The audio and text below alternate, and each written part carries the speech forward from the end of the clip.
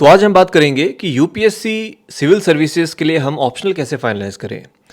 ये वीडियो बहुत इंपॉर्टेंट होने वाला है उन सभी के लिए जिनका अभी ऑप्शनल फाइनलाइज नहीं हुआ है या फिर अभी आप लोग कंफ्यूज्ड हो कि जो ऑप्शनल मैंने चूज़ कर रखा है क्या वो सही है कि गलत है। बहुत छोटी छोटी की पॉइंट्स होते हैं जो मैं इस वीडियो में डिस्कस करूँगा। ठीक है, तो सीधे वीडियो स्टार्ट करते हैं। तो सबसे पहले यार देखो, ऑप्शनल का इंपॉर्टेंस मैं थोड़ा सा आपको बता देता हूँ। ऑप्शनल की इंपॉर्टेंस ये है कि ये मान के चलिए कि ऑप्शनल एक ऐसा सब्जेक्ट है जो कि आपको अच्छी रैंक लाने में मदद करेगा। आपका जो मेंस का जो जितने भी पेपर्स होते हैं तो उनका टोटल मार्क्स होता है 1750। ठीक है, 1750 में से 500 मार्क्स ऑल अलोन ऑप्शनल का होता है, यानी कि ऑप्शनल का जो वेटेज है वो होता है 500 मार्क्स, यानी कि 2 पेपर होते हैं ऑप्शनल के। अब आप ये मान के चल लीजिए कि 1/3 आपका ऑप्शनल ही है।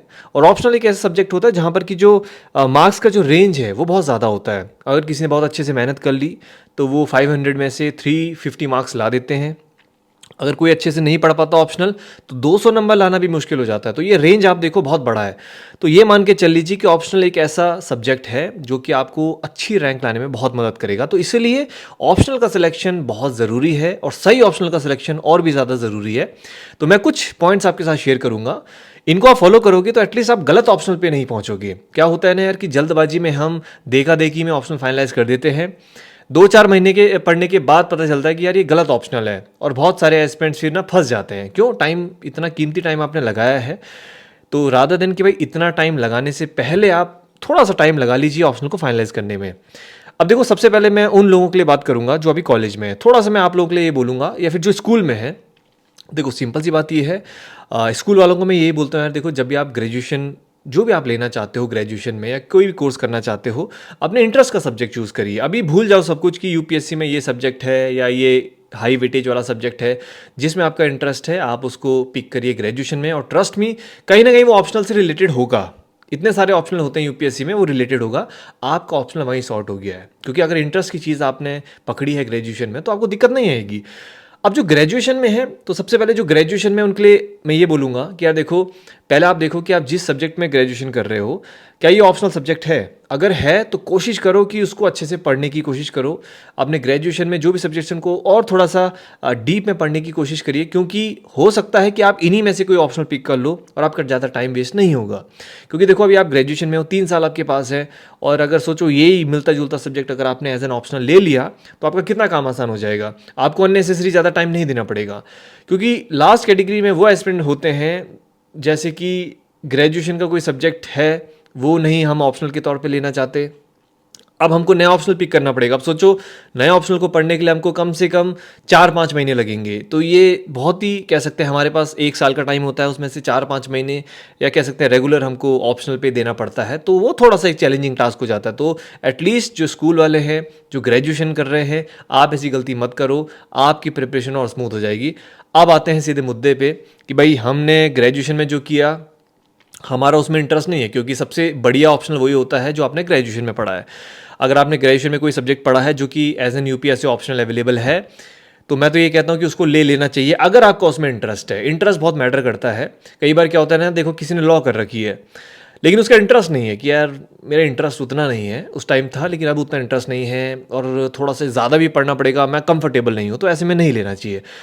जिस ऑप्शनल में आप कंफर्टेबल हो, जिस ऑप्शनल को आपको पढ़ने में मज़ा आ रहा है, वो इंटरेस्ट है कि यार ये सब्जेक्ट ना इंटरेस्टिंग है, इसको पढ़ने में मज़ा आता है, तो उसको एज एन ऑप्शन ले लेना चाहिए। मैं आगे और थोड़े स्टेप्स बताऊंगा कि किन स्टेप्स को आपने गो थ्रू करना है, उसके बाद आप ऑप्शनल को फाइनलाइज कर सकते हो। ठीक है, अब देखिए सिंपल सी बात यह है कि अगर आप ऑप्शनल फाइनलाइज कर रहे हो तो सबसे पहले आप ये देखोगे कि क्या ये मेरा ग्रेजुएशन का सब्जेक्ट है, कोई ऐसा सब्जेक्ट है ग्रेजुएशन में जिसमें मेरा इंटरेस्ट था, आप उसको देख सकते हो। अगर ऐसा कोई सब्जेक्ट नहीं है तब आपके पास दूसरा ऑप्शन आता है कि कोई भी आपने अपने एकेडमिक्स में स्कूल में कोई सब्जेक्ट पढ़ा हो, जैसे हिस्ट्री है, ज्योग्राफी है, पॉलिटी है, सोशियोलॉजी है, इनमें से देखो क्या किसी में इंटरेस्ट बन रहा है। अगर आप कहते हो कि इनमें भी ऐसा कोई सब्जेक्ट नहीं है, इसके बाद आता है थर्ड, जो लास्ट ऑप्शन है वो ये है कि अब आप सारे ऑप्शनल को निकालो। ठीक है, सारे ऑप्शनल जितने भी यूपीएससी के उनको एक बार उनके मतलब एक पेपर में लिख दो। एक एक करके ना एलिमिनेट करते रहिए कि सबसे पहले जो जैसे कि मान लिया आपके मेरे को लिटरेचर वाला नहीं लेना है, आपने सारे एलिमिनेट कर दिया, आपने कहा भाई मुझे साइंस वाले पसंद नहीं है, वो आपने हटा दिए।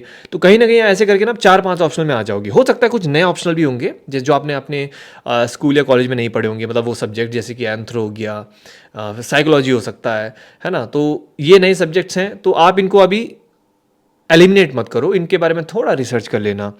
तो कुल मिला के ऐसे कुछ ऑप्शनल्स की लिस्ट रेडी हो जाएगी जहाँ पर कि आपको आइडिया लग जाएगा कि हाँ यार ये ऑप्शनल्स हैं जो शायद मैं पिक कर सकता हूँ, थोड़े इंटरेस्टिंग लग रहे हैं, और ये ऑप्शनल जो मैंने पढ़ रखे हैं सब्जेक्ट्स। अब आपने 5 मेथड अप्लाई करने हैं एक एक करके इन सारे ऑप्शनल्स में, और आप एक सही ऑप्शनल तक पहुँच जाओगे। सबसे पहला है सारे ऑप्शनल्स के सिलेबस देखिए। सिलेबस देखिए, एक अंडरस्टैंडिंग आएगी आपको कि यार ये ऑप्शनल में मेरे को पढ़ना क्या है। दूसरा उसके प्रीवियस ईयर क्वेश्चंस को देखिए। देखो प्रीवियस ईयर क्वेश्चन देख के आपको काफ़ी आइडिया लग जाएगा कि यार किस तरीके के इससे क्वेश्चन पूछे जाते हैं। और देखो सबको अपना नेचर पता होता है कि भाई कोई बहुत ही साइंटिफिकली सोचता है, कोई बहुत ही डीप फिलोसफिकल टाइप थिंकिंग होती है किसी की, कोई सब्जेक्टिव इश्यूज़ पे ज़्यादा अच्छा सोचता है। तो ऑब्वियसली जैसे आपकी थिंकिंग है आप अपने अकॉर्डिंगली थोड़ा सा डिसाइड कर सकते हो कि हाँ ये इसके PYQs ऐसे हैं, तो शायद माइट बी फेवरेबल और माइट नॉट बी फेवरेबल, एक थोड़ा बहुत आइडिया आपको लग जाएगा। इसके बाद आता है सबसे इंपॉर्टेंट है कि जो भी ऑप्शनल आपको थोड़ा लग रहा है ना कि हाँ मैं इसको पिक कर सकता हूँ यार, उसके सैम्पल नोट्स ज़रूर पढ़ लेना, ये मैंडेटरी है मेरी तरफ से। होता क्या है ना कि जल्दबाजी में बहुत सारे एस्पिरेंट्स ना कोई पर्टिकुलर ऑप्शन ले लेते हैं कि भाई ये ऑप्शनल टॉपर का था, मैं भी यही लूँगा जी, रैंक 1 आई थी तो मैं भी थोड़ी बहुत रैंक तो ला ही लूँगा। ये सबसे गलत तरीका होता है। आपको नहीं पता कि सामने वाले ने क्यों वो ऑप्शनल पिक किया, उसके पीछे रीज़न क्या हो सकता है। उनकी ग्रेजुएशन उस सब्जेक्ट में थी, हो सकता है कि उनका इंटरेस्ट रहा होगा, हो सकता है उसी बैकग्राउंड से है वो, और आपने देखा देखी में ले लिया और फंस गए। ये गलती मत करना। क्या गलती नहीं करनी है वो भी मैं लास्ट में बताऊंगा। तो जब आपने कोई ऑप्शनल सोचा है ना कि यार मुझे ये लेना है, आप 2 चीज़ें कर लो। यूट्यूब में देखो आज की डेट में सब अवेलेबल है, सारा कंटेंट अवेलेबल है। यूट्यूब पे जाइए, उस ऑप्शनल के सैम्पल नोट्स और सैम्पल लेक्चर्स देख लो।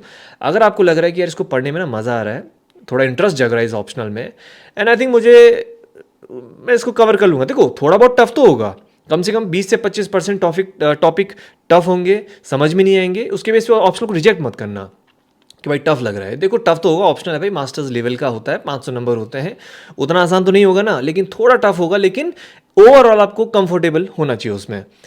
उसके बाद आता है टॉपर्स के वीडियोस ज़रूर यहाँ पे देखना, क्योंकि यार देखो एक इंसान जो टॉपर है उन्होंने 2-3 साल पढ़ा है उस सब्जेक्ट को, वो आपको बताएंगे कि इस ऑप्शनल का फ़ायदा क्या है, घाटा क्या है, हमने क्या इश्यूज़ फेस किए थे, और वो कई बार अपने सजेशन भी देते हैं कि भाई इस इंसान को ले लेना चाहिए, इस इंसान को नहीं लेना चाहिए। ये यार बहुत मदद करता है। सोचो कोई इंसान 3 साल तक एक ऑप्शनल को पढ़ा है और वो आपको 5 मिनट में अपना 3 साल का क्रक्स बता रहा है, इससे बड़ी अपॉर्चुनिटी हमारे पास क्या हो सकती है। तो ये अपॉर्चुनिटी हमको यूट्यूब प्रोवाइड कर रहा है, तो यूटिलाइज़ करिए उसको।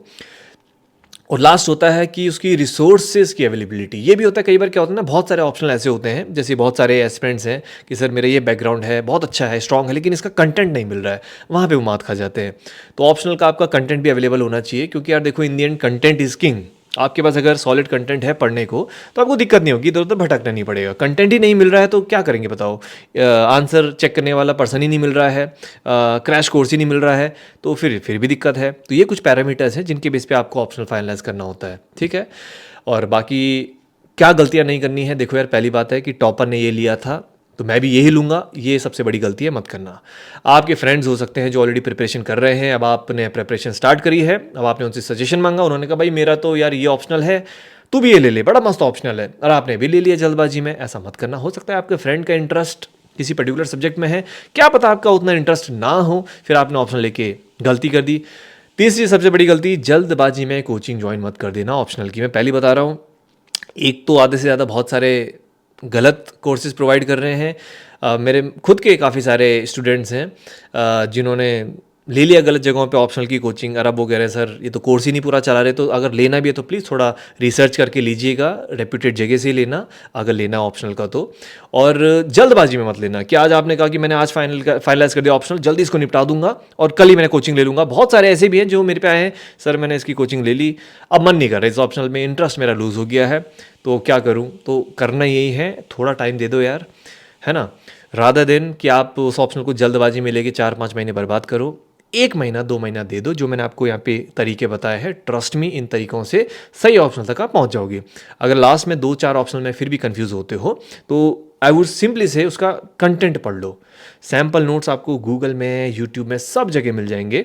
आप देखो, समझ में आ रहा है, मज़ा आ रहा है, इंटरेस्टिंग लग रहा है, गो फॉर दैट ऑप्शनल। ज़्यादा दिक्कत नहीं होगी, ज़्यादा किसी से पूछने की ज़रूरत नहीं है कि मैं ये लूँ कि नहीं लूँ। पढ़ना आपने है, 500 नंबर आपके हैं, रैंक आपकी आएगी, तो you should be responsible, you should be mature enough कि भाई मेरे को क्या लेना है। ठीक है भाई, आपकी जो IAS ऑफिसर वाली जो जर्नी है वो यहीं से स्टार्ट होती है, डिसीजन मेकिंग यहीं से स्टार्ट होता है। तो सामने वाले पे इतना भी डिपेंडेंट नहीं होना कि वो कहता है कि नहीं ये टफ है, ये आसान है। हर सब्जेक्ट से टॉपर निकले हैं।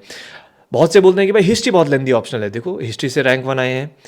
पबैट को बोलते थे बहुत टफ ऑप्शनल है, पबैट से रैंक 1 आए हैं। सोशियोलॉजी से आए हैं, PSIR से आए हैं। तो यार देखो, आपके हाथ में आप पढ़ते कैसे हो, आपके हाथ में उस ऑप्शन को आप कवर कैसे करते हो। कोई भी ऑप्शनल बहुत टफ नहीं होता, कोई भी ऑप्शनल बहुत आसान नहीं होता है। आपकी प्रिपरेशन डिफाइन करेगी कि वो टफ है कि आसान है। तो सामने वाले पे ज़्यादा डिपेंडेंट नहीं होना है, just go for your interest. But yes, जो मैंने आपको पैरामीटर्स बताए हैं, सिलेबस, PYQs, उसके रिसोर्सेज की अवेलेबिलिटी एंड सबसे इंपॉर्टेंट था उसके sample notes and toppers videos, ये 5 चीज़ें कर लेना। उसके बाद you are good to finalise your optional subject. Thank you so much. मिलते हैं नेक्स्ट वीडियो के साथ। Have a good day. और कमेंट करके जरूर बताइएगा कि आपने ऑप्शनल कौन सा फाइनलाइज किया है, अगर कर दिया है तो। ठीक है, थैंक यू।